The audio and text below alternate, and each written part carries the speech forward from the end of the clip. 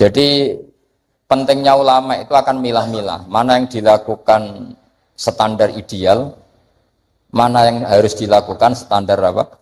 Fardu atau minimal. Jagani orang yang baru masuk Islam atau baru mau sholat. Ngora sholat puluhan tahun terus kon ngapal Allahumma ini audzubika pusing. Apalagi kalau sering dengar Dajjal dikira nama baik terus anaknya dijenakno Dajjal. Itu banyak loh. Saya tuh punya teman namanya Dolin. Tak tanya kenapa namanya Dolin, kan ada di Quran. Jadi kadang orang itu mikirnya itu, saya pernah punya santri sorogan, itu nak moco wakola syaitonu lamma kudial amru. Di mana nih wakola lan ngendikan? Sopo asyaitonu setan. Loh itu setan kok ngendikan? Ini kan Quran. Karena bacanya tafsir apa? Jalalain.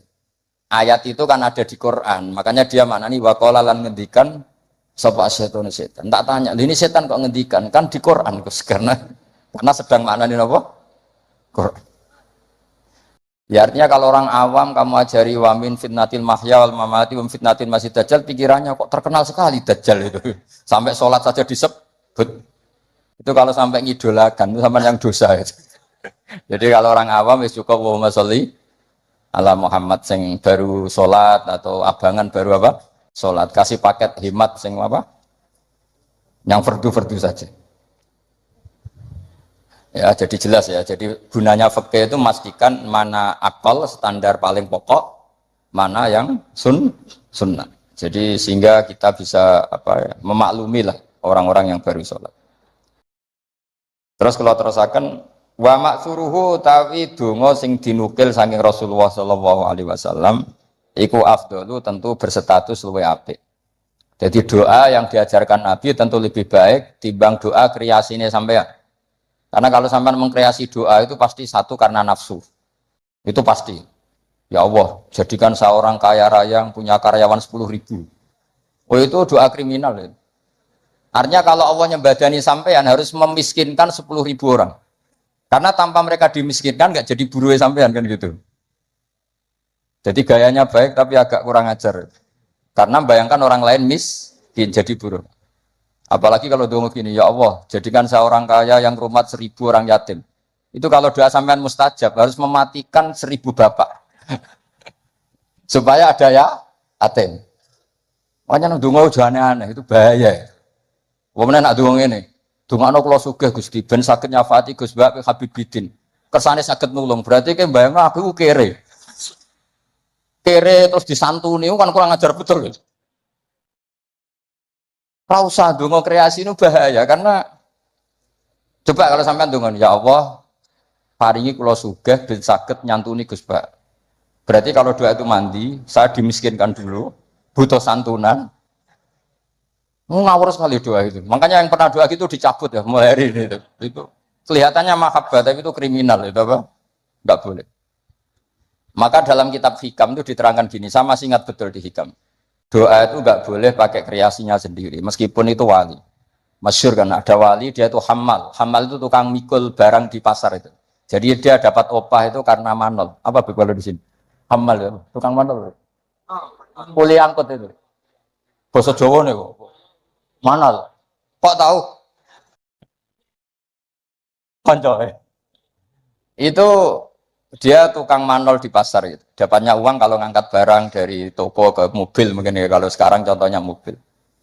Karena dia itu wali, setelah dapat uang kalau sekarang mungkin hanya 5.000, hanya cukup untuk beli uduk, bisa makan sudah. Tidak usah nunggu 10.000 itu sudah kedonyan kalau wali. Wali punya uang 10.000 itu sudah kedonyan. Wali itu ya. 5.000 pulang bisa makan ya sudah. Makanya sekali, kalau wali 3 kali susah jadi wali. Hanya sekali. Kecuali jalur khusus. Habib itu jalur khusus, nggak bisa dikiaskan. Itu terus berdoa gini, ya Allah saya ini kekasih jenengan, saya makan hanya butuh sekali untuk kuat sujud. Bu ya saya kasih rezeki yang nggak usah kerja. Masuk wali jadi manol. Singkat cerita ada satu peristiwa dia dituduh maling terus dipenjara. Penjara tiap pagi dapat rezeki, sore dapat rezeki. Terus tanya, ya Allah kenapa harus di LP? Kan kamu minta rezeki tambah kerja. Rezeki tambah kerja ya penjara itu. Terus semenjak itu dia kapok dongo yang kreatif karena tadi. Kan dia minta rezeki yang tanpa kerja. Apa itu coba? Penjara. Makanya tidak usah berdoa yang aneh-aneh. Ya, tidak usah berdoa yang apa? Termasuk berdoa gitu. Ya Allah, saya ingin kaya supaya bisa nyantuni Gus Ba. Itu kriminal. Kalau Allah nyembadati doa kamu, memiskinkan saya, layak disantuni, terus kamu santun. Nggak boleh doa seperti itu. Atau ya boleh, tapi aku yakin nggak mandi. Ya nggak apa-apa. Paling nggak mandi aja. Karena Allah mesti mihak saya lah. Itu sembrono tuh. Makanya wama suruhu afdol, doa yang dinukil dari Rasulullah SAW itu tentu lebih afdol karena diujarkan atau dilafatkan oleh orang sing afdolul khalqi. Makanya Sayyidah Aisyah tuh gak mau resiko kalau berdoa itu masyhur Sayyidah Aisyah. Inni as'aluka ma sa'alaka minhu apa bihibib. Inni as'aluka ma sa'alaka minhu habibuka Muhammad. Wa asta'idzu bika mimma sta'adha minhu habibuka Muhammad. Jadi saya minta sesuatu yang pernah diminta oleh kekasihmu yaitu Nabi Muhammad dan saya berlindung dari sesuatu yang pernah nabimu berlindung. Jadi karena nggak mau resiko. Ada sahabat berdoa, ya Allah berikan saya kesabaran yang sempurna. Itu sama Nabi ditegur, jangan kamu tidak kuat. Karena kesabaran yang sempurna di bojo mati, di anak mati, sing ngutangi nageh, tangga ra percaya, nyai gagal. Karena kalau minta sabar yang sempurna kan ujiannya harus ekstrim. Bojo minggat, anak minggat. Makanya kan Nabi jangan minta doa seperti itu. Nanti kamu udah kuat. Padahal kesannya religius, minta ya Allah saya jadi orang yang sabar. Karena sama Nabi ditegur, jangan kamu udah. Ya jadi jangan berdoa yang kreasi itu efeknya itu udah enggak baik. Ya, wa maksuruhu afdal. Kalau kesusahan ya semuanya Rabbana atina fid dunya hasanah. Ya itu aja aman itu, Pak. Aman. Doa sapu jagat kata orang-orang itu pokoknya Rabbana atina fid dunya hasanah wa fil akhirati hasanah wa qina adzaban. Jadi wa maksuruhu afdalu. Pun mriki wonten bawah menika. Utawi donga sing dinukil sangka Rasulullah sallallahu alaihi wasallam iku afdalul utama. Wa minhu lan iku setengah saking maksur utawi donga Allahumma ighfirli ma qaddamtu wa ma akhartu. Ada yang hafal? Terus wa ma akhartu wa ma asrartu wa ma asraf. Urutannya dulu. Allahumma ighfirli ma qaddamtu wa ma akhartu wa ma asrartu wa ma a'lantu. Terus antal muqaddimu. Oh, nak bab donga apalan, tukang jaluk ternyata. Teruskan. Ilahi lanta subhanak terus ini kuntu itu mesti malaikat selangit bilang kamu sudah tahu kalau kamu minat dzalimin. Ini kuntu minat dzalimin. Terus ada lagi yang populer, Allahumma firli dzambi kullah terus dikohu wa jillahu wa awalahu wa akhirahu wa alaniyatahu wa sirrah. Jadi doa yang maksur itu lebih apa? Afdol. Tapi tadi ya kalau untuk ngajari orang awam nggak boleh panjang-panjang, terutama yang jadi imam. Nanti kasihan yang jadi apa? Makmum. Jadi ajarannya Nabi itu kalau orang jadi imam, sholatnya itu disuruh cepat. Itu zaman sahabat. Cepat tuh nunggu disuruh. Alhamdulillah kan kita tanpa disuruh sudah cepat. Jadi zaman sahabat itu zaman masih waras. Sehingga untuk sholat cepat saja nunggu diperintah Rasulullah. Andai kan Rasulullah menangi zaman akhir, pernah perintah cepat apa enggak? Oh enggak pernah, karena sudah cepat sekali, sudah tidak cepat lagi ya Pak. Cepat sekali, malah mungkin agak dilarang. Maksudnya cepat ya tidak seperti itu. Karena kita sudah parah. Masa terawih hanya berapa? 7 menit ya? Itu 20 rakaat. Berarti 7 menit itu berapa berarti?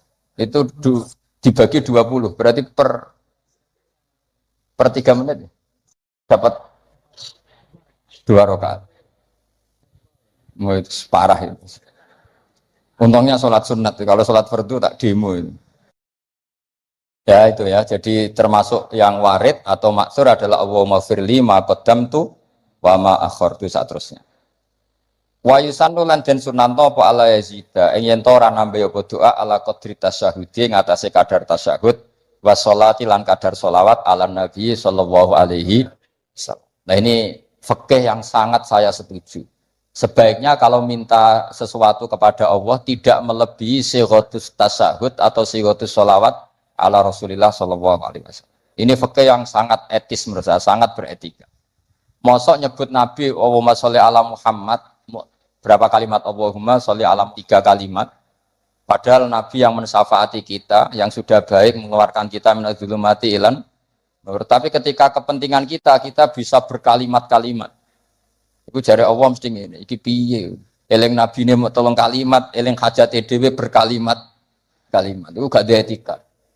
Lan nek ndonga ku aja nglangkai kadar tasyahud dan salat alan Nabi. Makanya saya itu termasuk orang yang kalau baca sholawat itu jarang berdoa, mau sidik tok di belakang.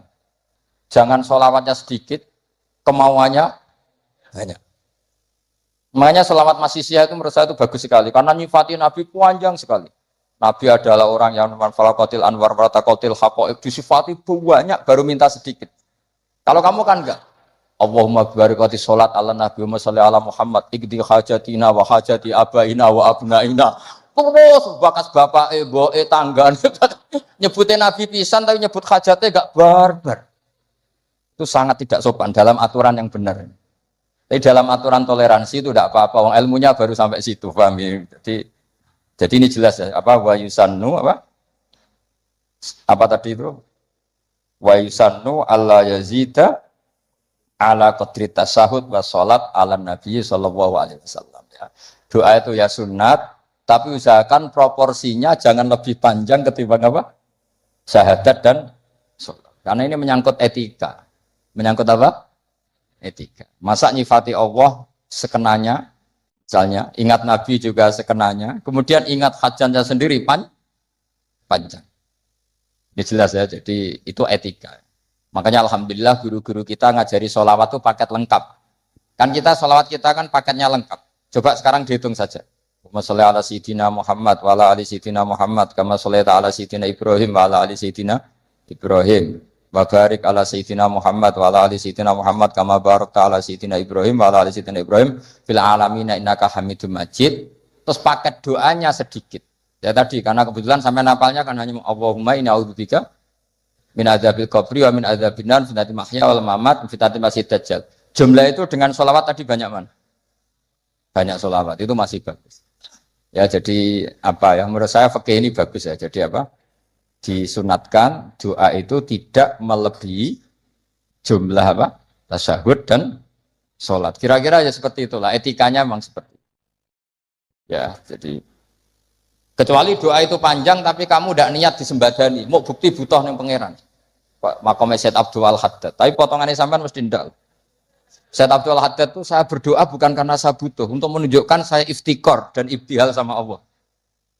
Jadi yang minta itu bukti butuh saja, tapi nggak ingin disembadani. Tak pikir sampean tidak seperti itu. Ya jaluk tenan, arah disembadani. Jari nak jaluk disukani Gusti, lah kok boten malah sekolah teruskan.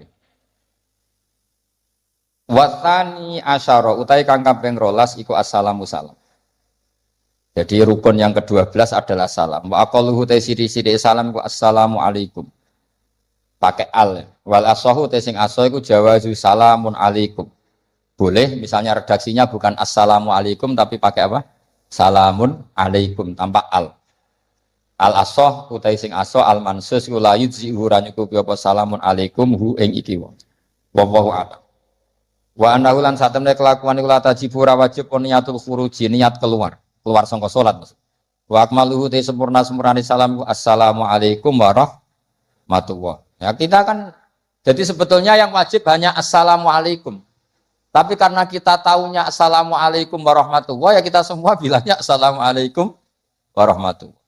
Marrota ini kelan rong ambalan, yaminan kelawan arah nganan, wasimalan kelan arah ngiwa. Multafitan hale wong sing melengak fil ula ing dalam taslimah sing ula hatta yura.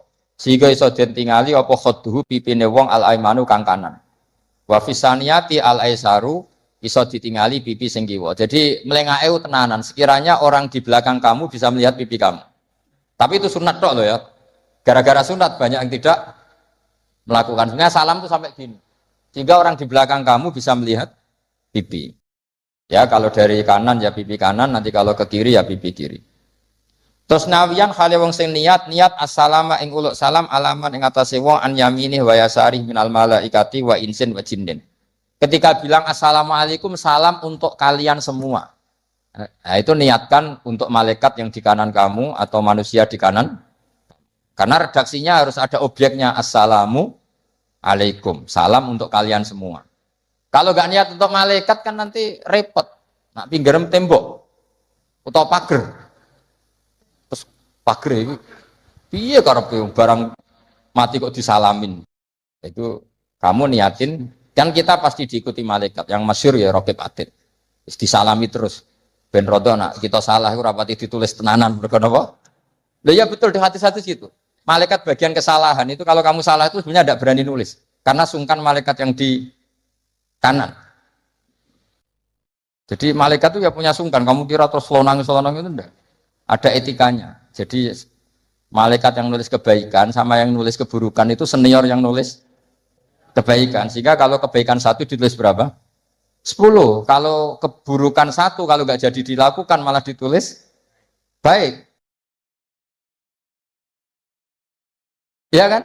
Asal nggak jadi loh ya. Nah kalau jadi ditulis tapi agak buram. Karena sekali istighfar disuruh ngapus. Jadi sebenarnya jadi umat Islam itu penak, pokoknya gampang. Tapi jangan terus model dagang. 1 hari saya sudah kebaikan 1, boleh maksiat 10, masih impas ya. Boleh. Agama tidak boleh dilogika gitu. Lama-lama kamu sholat di Masjid Haram kan sama dengan 1000 sholat. Terus pulang nggak usah sholat 1000 kali ya kan masih ada. Wah ya kacau kalau agama seperti itu ya kacau. Nggak boleh agama dimainkan gitu nggak boleh.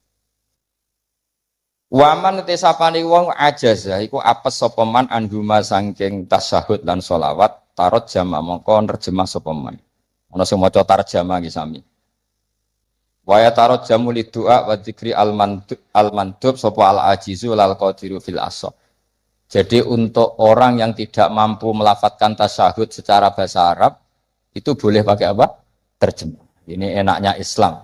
Dan itu tidak termasuk dianggap kalam ajnabi, kalam yang keluar dari sholat karena tasyahudnya masih tentang apa? Ibadah. Ya saya teruskan. Tapi alhamdulillah di Indonesia itu tidak terjadi. Di Indonesia itu luar biasa. Yang paling awam pun itu pakai bahasa Arab. Makanya tidak usah bayangkan ada sholat bahasa Indonesia. Makanya ada cerita, ini kisah nyata itu. Ada wartawan Indonesia di Gaza ngeliput perang di tinggi Golan itu di Gaza. Dia nggak bisa bahasa Arab, bisanya bahasa Inggris. Ditanya sama wartawan Timur Tengah, kamu bisa bahasa Arab? Nggak bisa. Nah, ya sudah gitu aja dia ngomong bahasa Inggris sama wartawan Timur Tengah. Setelah sholat, dia jadi imam yang orang Indonesia. Itu fasihnya Masya Allah. Kabiro, walhamdulillah kasiro, subhanallah ibu kroto. Sampai at-tahiyatul mubarakatus sholawatut thayyibat. Akhirnya dicucuk. Wah kamu tawaduk sekali, bahasa Arab kamu fusha katanya. Karena yang bacanya benar, kabiron maf'ul mutlak ya nasab. Wa subhanallahi mudhof mudhofilah ya mudhofilahnya jer. At-tahiyatu mubtada ya rofa, al-mubarakatu sifat ya rofa. Itu semuanya benar. Robbana munaga mudhof ya hanya dibuang ya bacanya robbana. Laka khobar muqaddam alhamdulillah mubtada muakhir ya benar. Dicucuk. Dikira dia bahasa Arabnya fusha karena terkibnya enggak ada yang salah. Terus ditanya, "Kamu alim ya?" Enggak, macam apalanya gitu. Jadi luar biasa. Makanya orang Indonesia di mana-mana dihormati. Itu orang Arab kalau melihat orang Indonesia sholat tuh mantuk-mantuk. Raine ini kok fasih ngono gitu kan. Karena enggak ada yang salah terkibnya. Ayo coba kamu baca at-tahiyatul barakatus. Oh itu kalau dengar ahli nahwu kan wah betul itu. Wah, naktul marfu'un. Padahal aslinya ya ora iso pokoke ngono. Asyhadu nyakseni sapa ingsun. Wah, mutakalim wahdah betul. Allahumma sholli wa sholli fi al-amr betul enggak ada yaknya. Dibinahi ala khaffi harfil illati. Berarti betul terus. Padahal tepaan kan. Itu hebatnya Indonesia. Coba kalau kita nanti sholat pakai bahasa Indonesia. Terus kamu sholat di Timur Tengah, itu kan mesti dianggap aliran. Ini pakai apa? Terus kedua itu kasihan malaikat kalau sama pakai bahasa Indonesia. Kalau pakai bahasa Arab kan malaikatnya paham. Orang ini minta dimaafkan tuh dosanya. Wa maghfirli kan gitu. Kan yang enak no malaikat. Kalau doanya bahasa Indonesia ampuni saya kan harus ada kamusnya itu maksudnya. Jadi itu hebatnya orang Indonesia ya. Jadi kiai-kiai kita meskipun kita orang Indonesia di bab-bab ubudiyah dilatih pakai bahasa Arab. Dan itu hebatnya orang paling bodoh pun paling awam pun hafal. Mukjizat. Menurut saya itu para wali Indonesia itu mukjizat. Coba orang awam penggawean yang sawah yang Tegal itu bahasa Arab, sholat itu hafal semua. Padahal itu tambah awam kan sunat-sunat dibaca semua. Kabiro dibaca, ya kan? Doa ya dibaca. Terus yang wiridan sunat, sampean bilang subhana rabbiyal a'la bihamdi itu wajib apa enggak? Enggak wajib, tapi orang awam baca enggak? Baca, yang enggak baca malah sing wis mondok, seperti nak sunat ditinggal. Maka bagian dari kesalahan mondok adalah terus rapati sholat qobliyah. Zaman awam sholat terus. Bareng mondok ora kena apa? Jebule sunat toh. Jadi tambah mondok tambah kacau. Karena apa?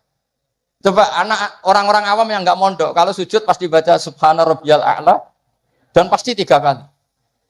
Tapi yang kiai sama santri sering enggak baca mentang-mentang apa?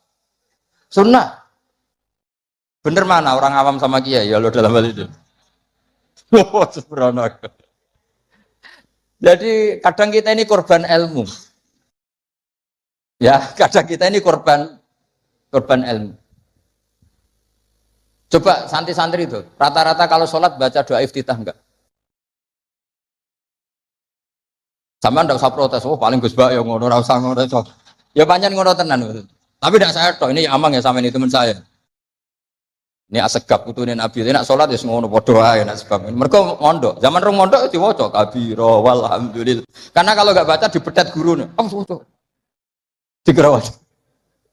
Zaman kita kecil itu ngiranya itu wajib. Bareng nak ngerti sunat, perilaku pertama kita apa? Meninggalkannya. Makanya alhamdulillah banyak orang yang tidak alim itu barokah karena supaya sunat-sunat itu dilakukan. Karena sekali alim ditinggal. Oh itu banyak loh orang kaji itu tawafku meneng. Takoki. Sing wong awam maca, takoki. Lah kok meneng ae? Sing rukun iku mutere, donga iku sunat kabeh. Repot wis. Makanya ada riwayat innalil ilmi tuhyanan katuhyanil mal. Ilmu itu punya arogannya sendiri sebagaimana arogannya orang punya harta. Karena kadang ya apa ya semoga kita tidak termasuk yang itu. Tapi memang ada sisi-sisi negatif dari ilmu ya karena tadi kalau kadang terlalu lama tahu kalau itu sunat ya akhirnya terus ya meninggalkan tadi ya, tapi ya nggak apa-apa lah memang ya nyatanya sunat. Wayan bilan niat sopal imam niat assalama ing salam alal muqtadina ing atase makmum sing anut salate imam. Lawahum utawi para muqtadun sing para makmum niat ar-radda yang buna ar-radda ing balesi alaihi ing atase salamin imam. Terus apa? Salat terakhir ditutup dengan assalamu alaikum warahmatullah. Idealnya juga diniati keluar dari salat. Nah, kenapa penting diniatkan keluar dari salat? Karena setelah salam pertama itu memang benar-benar kamu sudah ada salat. Karena yang jadi rukun adalah salam pertama, salam kedua itu sunat. Makanya secara fikih itu ulama berdebat, apa sebaiknya setelah itu makmum berdiri? Sebaiknya loh, bukan syarat sah. Apa sebaiknya makmum langsung berdiri? Apa sebaiknya nunggu imam salam kedua? Ada ulama yang mengatakan yonta ini tapi si sediluk wae. Kuatirnya nak imame lali terus gak usah salam kedua. Terus resiko kedua adalah Rabtus sholat biman laisa fi sholatin. Setelah imam salam pertama, artinya statusnya imam masih sholat apa enggak? Enggak kan? Berarti makmum menghubungkan sholat dengan orang yang sudah tidak sholat. Jadi itu menjadi masalah fikhiyah. Paham ya? Sehingga ya sudahlah kita standar saja. Ya jangan terlalu nunggu. Ya tapi ya jangan terlalu cepat. Ya yang umum saja lah, yang umumnya orang. Cuma sampean tak ajari fikih kan, sampean minta saya di sini kan ngajar fikih, sampean jangan protes. Nanti orang kudus jadi begini, kok tidak usah gitu ilmu ya ilmu saja, tidak usah diprotes. Setelah imam salam pertama, statusnya dia masih sholat apa enggak? Enggak kan? Sudah keluar dari sholat. Artinya kalau makmum terlalu lama, dia mengikatkan sholatnya dia sama orang yang statusnya sudah tidak sholat. Paham ya? Tapi kalau kamu terlalu langsung berdiri, kamu kan tidak tahu kepastian assalamu lagi sin podok mem. Kok dek as langsung muatek. Ini makmum balik, lowong belum selesai kok. Ya pokoknya gitulah sama nanti kalau sholat ya bisa sendiri lah. Pokoknya sudah gitu. Saya hanya ngajarkan secara apa status fikihnya, apa status fikihnya seperti itu. Ya. Jadi salam yang benar-benar rukun itu hanya salam pertama. Dan karena salam pertama sudah dilakukan imam, artinya imam itu wis tidak sholat. Anda kalau sampai terlalu lama, berarti menggantungkan sholat kamu dengan orang yang sudah tidak sholat. Nah ini yang saya akan memberi maklumat ke sampean. Ini penting saya utarakan. Terus ada keunikan dan ada perbedaan. Kalau sampean sholat, imamnya itu biasanya habis sholat madhep mana? Umumnya di kiai ini sampean tetap madhep kiblat apa madhep ngalor? Cara Indonesia. Ayo yang madhep kiblat, kiainya madhep kiblat ngaco. Yang gampang itu. Kiblat. Yang serong, buka serong kayak wong nakal ya. Madhep utara, madhep ngalor. Apa? Berapa? Imamnya sampean madhep ngalor. Terus nak sing madhep ngetan? Nggak ada kan? Mau nambah jawab, oh yang madhep ngetan kubu sebelah, oh nah aneh. Ya udah usah gitu. Itu filosofinya begini. Nah ini penting ya, penting saya jelaskan. Di tek-tek hadis sahih, saya ulang lagi di tek-tek hadis sahih. Itu Rasulullah setelah salam itu redaksinya aqbala alaina biwajhi. Maka Nabi menghadap ke kita dengan wajahnya. Berarti kira-kira kalau di Indonesia menghadap mana? Timur. Tapi itu tidak konsisten. Konsisten itu ahyanan, tidak konsisten itu ahyanan. Nah, kenapa guru-guru kita tetap madhep kiblat? Karena afdhalul jihad itu kiblat. Kadang guru kita kadang menghadap apa? Utara. Tapi sebagian guru kita juga kadang menghadap ke timur, misalnya langsung ngaji. Itu filosofinya gini di beberapa sarah di Fathul Bari itu. Nabi itu kan sholat, dengerin ya, Nabi itu sholat. Makmumnya itu rata-rata itu kadang 7 kilo dari dalamnya Nabi. Dengerin ya, berapa? 7 kilo, tidak pakai motor ninja enggak, 7 kilo pakai onta. Kalau sampean bilang 7 kilo pakai motor kan, resikonya apa? Ini dengerin, awas kalau salah. Berarti kalau salah sanad. Maksudnya sampean yang salah, bukan saya. Artinya andekan tak ulang lagi, andekan Nabi tetap berposisi menghadap kiblat, maka makmum yang baru datang tuh ngira Nabi masih sholat. Sehingga kadung Allahu Akbar langsung duduk. Karena ngiranya Nabi masih, padahal Nabi sudah tidak. Maka untuk mengantisipasi itu, Nabi memaklumatkan diri dengan ahwalnya, perilakunya, beliau menghadap makmum. Supaya ada kepastian kalau beliau sudah selesai sholat. Sehingga karena illatul hukmi seperti ini, kita fleksibel. Kadang madhep kiblat, kadang madhep ngalor, kadang madhep nge. Itu ada filosofinya, orang gagah-gagahan. Ada yang madhep ngetan terus. Pokoknya Nabi seperti ini, tidak seperti itu. Semua perilaku Nabi yang tidak wajib, itu disarah-sarah disebut ahyanan. Sesekali tempo. Maka yang penting bagi imam itu begini. Yang penting setelah selesai salam, itu tunjukkan kalau sholat kamu selesai. Makanya banyak yang astagfirullahaladzim buantar. Untuk menunjukkan ini sudah mulai wiridan batas sholat. Jadi sebetulnya kalau menurut fikih beling, itu boleh saja kamu mengatakan bar salam, wis bar lo dulu. Tapi itu kan beling sekali, masuk bar sholat. Tapi itu bagus. Bagus untuk kelas kamu maksudnya. Supaya ada kepastian bahwa sholatnya sudah selesai. Oh, Nabi itu lah. Lebih sesat lagi yang di belakang ini. Itu ada ilmunya, sampean cek di Fathul Bari. Supaya kenapa saya cerita ini? Biar yang menghadap ngalor juga fanatik, yang menghadap ngetan juga tidak.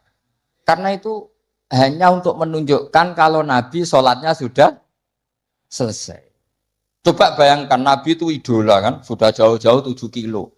Ke situ naik unta atau naik kuda. Terus ngerti Nabi masuk madhep kiblat, mesti cara sampean, alhamdulillah Nabi urung salam kan gitu. Barang wis melok lungguh dibeli Nabi, subhanallah, subhanallah, alhamdulillah.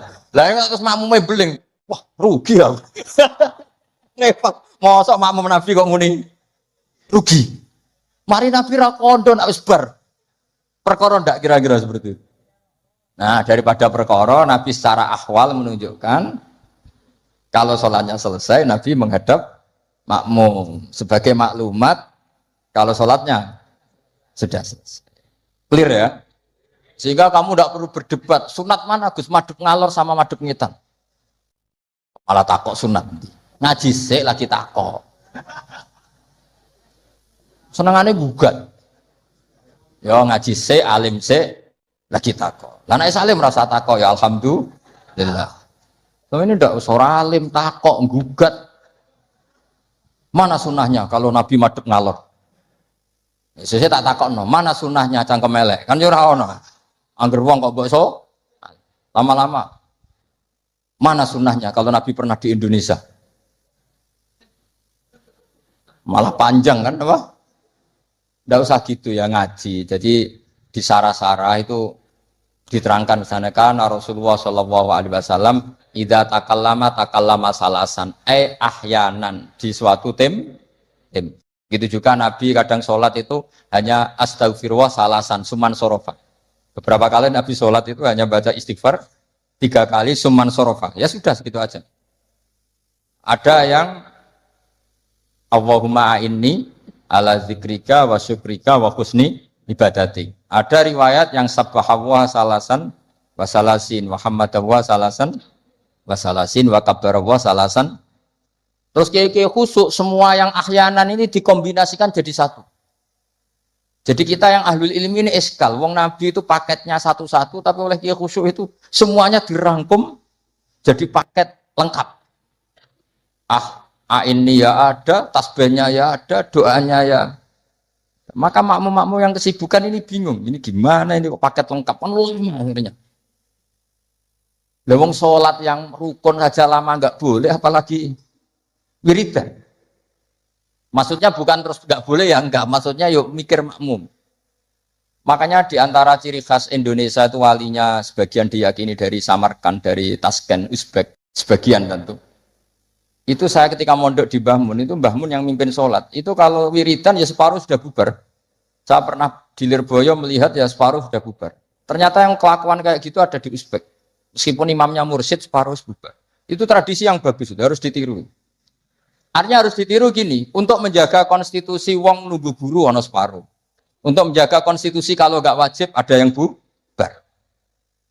Kalau semuanya nunggu berarti ini mewajibkan sesuatu yang tidak wajib. Itu bahaya kalau dalam konstitusi ilmu. Said Abdullah bin Husain bin Thohir yang ngarang Sulam Taufik itu diantara masalah besar dalam ilmu apa? Ijabu malam yajib, mewajibkan sesuatu yang tidak wajib. Sehingga para ulama itu yang ikuti Sulam Taufik yang dikarang Said Abdullah bin Husain bin Thohir, benar ya? Abdullah bin Husain bin Thohir. Itu kalau muridnya wiridan terus dia mau, cung ra wajib kok wiridan terus, kok dikira wajib. Tapi nak tahu ora tahu wiridan ya dia sunat ora tahu mbok lakoni gitu. Nah itu akhirnya di Indonesia itu bagus, pondok-pondok besar di Indonesia kalau kiainya, padahal yang imami kiainya, apalagi ketua keamanan malah ditinggal. Oh penggane nangkep wong kan gitu. Saya dulu pernah sholat, Mbah Mun nggak ngimami, yang ngimami ketua keamanan itu belum takbir separuh sudah bubar. Karena kecewa kan kita ingin makmum Mbah Mun, ngapain ini yang maju gitu. Wah repot. Ya jadi tradisi itu jangan pahami yang macam-macam ya. Bubar separuh, anggap saja menjaga konstitusi ilmu bahwa tidak boleh yang enggak wajib berstatus wajib. Tapi yang tetap wiridan nggih monggo, mungkin tidak punya kesibukan. Sehingga Quran itu fleksibel. Orang baik itu siapa? Orang baik adalah yadhkurunallaha qiyamau wa qu'udaw wa ala junubihim. Jadi wiridan tidak harus lungguh, sambil berdiri ya boleh, sambil jalan ya boleh. Fa idza qudiyatis sholatu fantashiru fil ardi wabtahu min fadlillah wazkurullaha katsiran. Itu ayat wazkurullaha katsiran itu setelah fantasiru ya sudah, kalau mau bubar ya bubar enggak apa-apa. Tapi harus selalu ingat Allah. Jadi dulu itu ulama dulu itu rileks.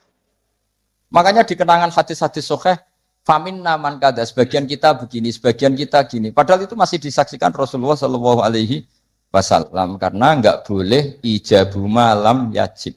Dari Sayyid Abdullah bin Husain bin Thohir, pengarang Islam Taufik, di antara kesalahan dalam ilmu adalah apa? Mewajibkan sesuatu yang tidak wajib. Sehingga Rasulullah saking menjaga konstitusi itu, Rasulullah itu figur yang luar biasa. Sampean sowan bupati atau sowan kiai, bar rokok, bar tangi turu. Kira-kira sopan apa enggak? Enggak sopan kan? Harus sikatan dulu. Sebab itu normalnya sikatan itu wajib kalau mau sholat. Mau sowan kiai wes sikatan. Tapi Nabi kalau mewajibkan sikatan, maka melanggar konstitusi ilmu. Karena mewajibkan sesuatu yang tidak. Padahal Nabi berhak, karena beliau Nabi, musyarrek. Tapi Nabi ketika ini kelihatan ngeper. Tapi ngeper ini menunjukkan Nabi betapa mutabakhir fil ilm. Laula an asyukko ala ummati la amartuhum bisiwak inda kulli sholat. Umpama gak masakoh ning umatku, siwak tak wajib no. Karena secara etika harusnya wajib. Tapi secara konstitusi nyatanya tidak wajib. Nah karena baina ini. Kira mana nih baina? Ya antarane iku, Nabi ngendikane laula an asyuk. Nabi itu suka qiyamul lail itu suka sekali, bukan enggak sekedar suka. Sehingga beliau qiyamul lail di masjid. Tapi ketika sahabat ikut qiyamul lail lagi, Nabi enggak keluar lagi. Karena takut dianggap wajib. Itu Nabi. Makanya saya itu sebenarnya kepengen puasa Senin Kemis, tapi anggar kiai kok puasa Senin Kemis kok dikira wajib. Mulane aku ora tau puasa. Maksudnya aja ditiru, ini mau cerita. Ini agak-agak arogansi ilmu, tapi memang harus ada yang jaga konstitusi ilmu. Ini saya punya teman ya amang rokokan. Mungkin untuk menunjukkan ada kaul sing ngarani oleh. Wah, bukti ini aku rokok. Tapi saya enggak rokok. Jadi harus ada yang menjaga konstitusi. Saya sering ngecek beberapa hadis. Nabi itu kalau ada sesuatu yang positif, inginnya itu diwajibkan. Tapi secara konstitusi enggak wajib. Misalnya menggambarkan betapa pentingnya taatnya istri sama suami. Nabi ngendikan gimana tuh? Kalau saja boleh, seseorang makhluk boleh sujud sama makhluk, maka saya akan memerintahkan seorang istri bersujud sama suaminya. Tentu suami yang tidak kayak sampean, maksudnya itu gambaran gimana? Sampean harus disujudi. Ora dipisoi sampai gitu kan. Artinya Nabi itu menjaga konstitusi ilmu itu luar biasa. Ya kayak tadi, normalnya sikatan itu wajib enggak? Wajib kan, normalnya loh. Karena tangi turu berrokokan.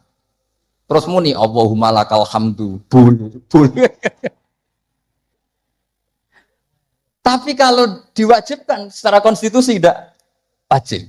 Tapi secara etika wajib. Makanya ngetikanya ngeper laula an asyukko ala. Sekarang tak beri contoh lagi. Ndak ini ngaji. Saya tadi sudah pamit sama Habib Bidin, saya kalau rejeb itu memang enggak ngaji sudah. Jadi saya pray bukan ada masih di Damaran, nanti saya tinggal satu pertemuan. Rejeb ruah puasa itu saya enggak ngaji seperti ini. Jadi jeda. Anggap aja sinau menel, kulaan. Karena memang kalau mau rejeb itu banyak yang khataman di rumah. Jadi saya fokus ngurusi santri yang mau apa. Tapi memang itu adat saya seperti tadi, saya sudah matur Habib Bidin, matur Habib Amang, Habib Ali sudah. Memang artinya nggak ada apa-apa, bukan karena bosan sampean. Ya rontok lah mungkin, tapi bukan karena itu. Saya beri contoh. Sekarang doa paling mustajab itu jam berapa? Kalau jam Indonesia kira-kira. Jam 3 kan atau setengah 4 lah. Kenapa harus ada sholat isya yang di Kudus jam berapa biasanya sholat isya? Biasanya setengah 8 lah, anggap aja setengah 8 lah aman kalau jam. Maka Nabi ini ngeper, tapi ngepernya pinter, ngeper dari ilmu, bukan ngeper dari ragu. Ngeper itu ada dua, ada ngeper karena nggak ngerti, ada ngeper saking pinternya. Kayak saya ini kalau ngaji sampean itu kan ngeper. Di satu sisi sunat karena diminta Habib Bidin, di sisi lain setengah dosa meninggal pondok. Itu mesti ngeper, kalau orang alim ngeper. Kayak sampean ngaji ini, saya tidak tahu malaikat ditulis ngaji cari ilmu, apa nggak dari masalah di rumah, tidak tahu saya. Itu orang alim pasti ngeper. Beda tipis ya. Itu mesti, itu bukan mungkin, mesti.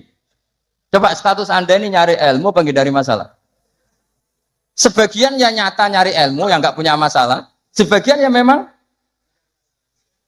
Maka penjaga kuburan di wali-wali tak tanya, wong sing tukang ziarah, ya ngene Gus, nak ziarah sak jam, biasanya wong bener. Nah, tolong dino alamat kata. Itu bukan karena hebat, mesti utangnya akeh. Apa meneh nak sawulan, wah, rondok, mesti rondok buran batal. Maka Mbah Mun pernah cerita ke saya. Jadi kiai itu ya sinau, kadang itu ya keliru. Kan keliru apa? Ternyata gini. Dhisik aku latihan kiai, iku nek ana bocah prainan ning pondok tak puji. Wong prainan kok gak mulai, berarti cah sregep. Pernah Mbah Mun sebagai orang soleh itu husnudzon. Suatu saat ditakoki, "Cung kok ora mulai wong prainan? Timbang ning omah kan ngarit, Mbah." Kagetnya Mbah Mun. Lah cung dewasa husnudzoni gitu. Ya kan daripada ning omah prainan ngarit kan ada ning pondok. Coba kalau sampean ini di rumah, mau ambek bojomu, kono anak murusi. Lawang tutup, wedhus mlebokno. Daripada gitu ngaji gitu. Tapi ya ada yang, tapi tidak semua. Saya yakin tidak semua, cuma banyak. Enggak, ini bukan suudzon, ini ilmu. Ilmu itu tidak suudzon. Ilmu itu analisis, apa? Analisis. Loh itu betul loh, saya meskipun guyon itu punya sanad. Nabi itu setiap kali ada perempuan hijrah ke Madinah, pertanyaan pertama gimana?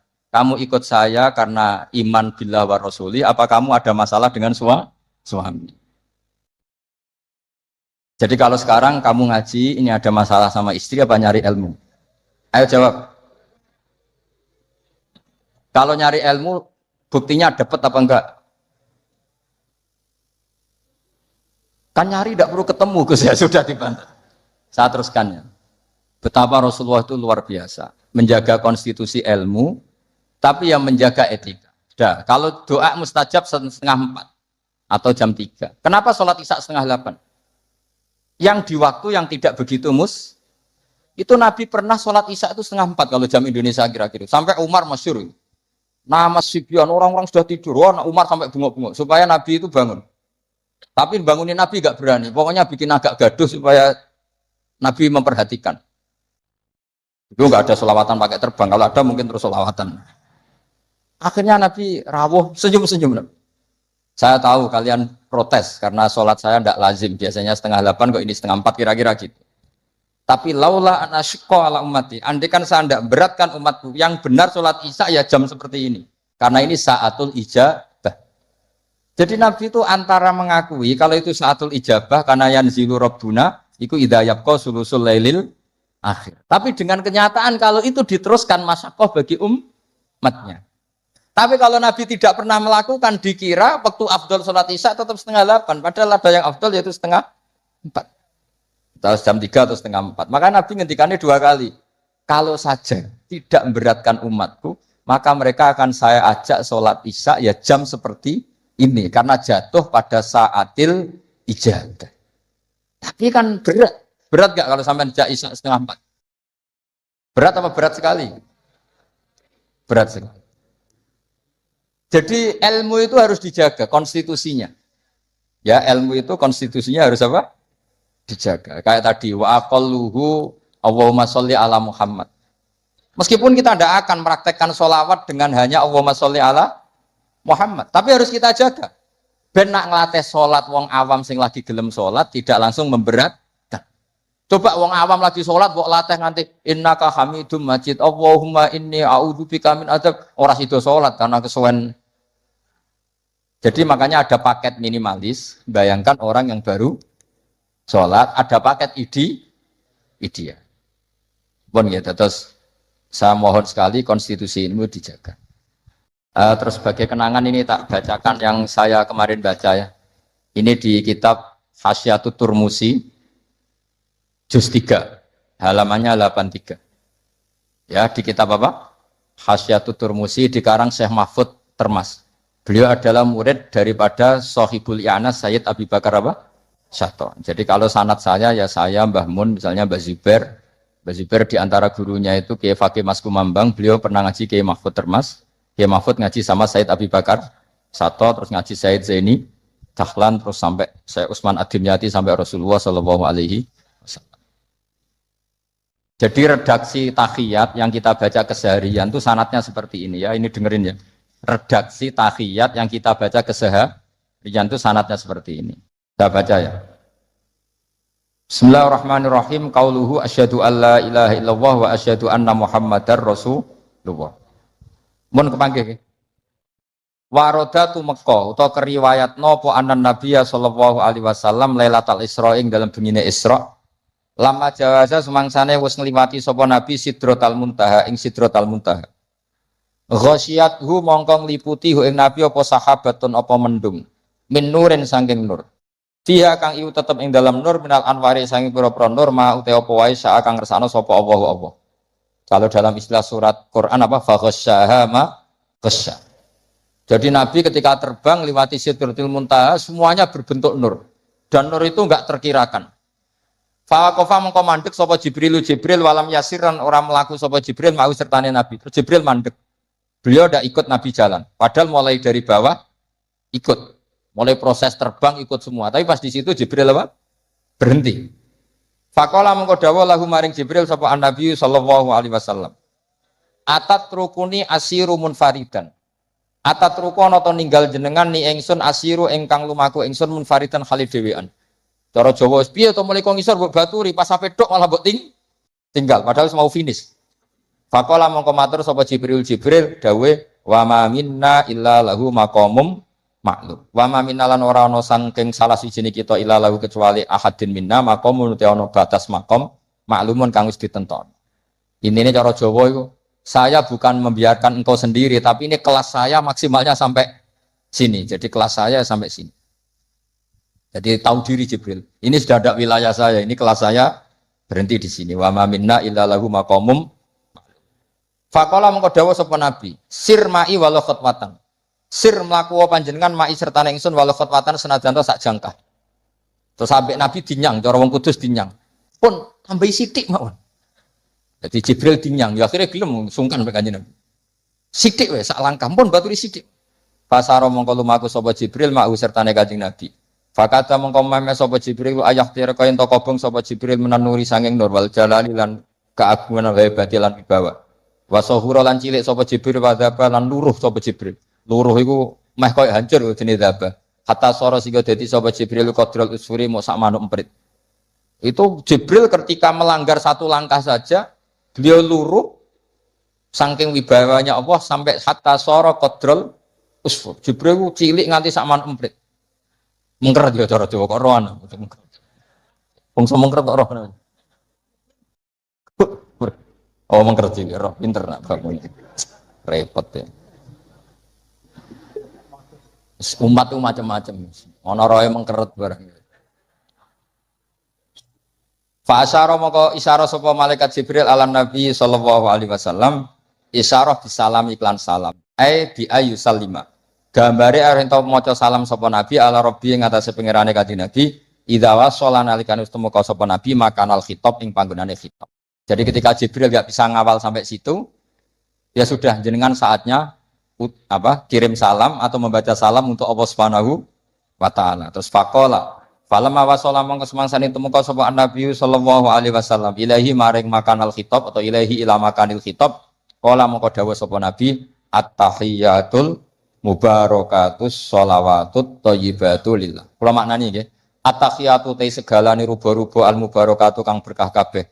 As-sholawatu kang penuh dengan rahmat tazim atau ibatu kang suci kabeh iku kabeh lillahi kagungane Allah. Segala kebaikan, segala keberkahan, segala kehormatan, segala kesucian namung kagungane Allah Subhanahu wa taala. Faqala mongko jawabi sapa Allah taala. Allah menjawabi assalamu alayka ayyuhan nabiyyu wa rahmatullahi wa barakatuh. Jadi ini sebetulnya tahiyat itu dua kalimat, yang satu dari Nabi, yang sebagian klausulnya dari Allah. Jadi at-tahiyatu sampai lillah dari Nabi, yang assalamu alayka dari Allah untuk Kanjeng. Itu aslinya seperti itu. Ya, faqala Allahu assalamu alayka ayyuhan nabiyyu wa rahmatullahi wa barakatuh. Assalamu te salam ka alaika ing atase panjenengan ayuhan nabi wa rahmatullahi wabarakatuh.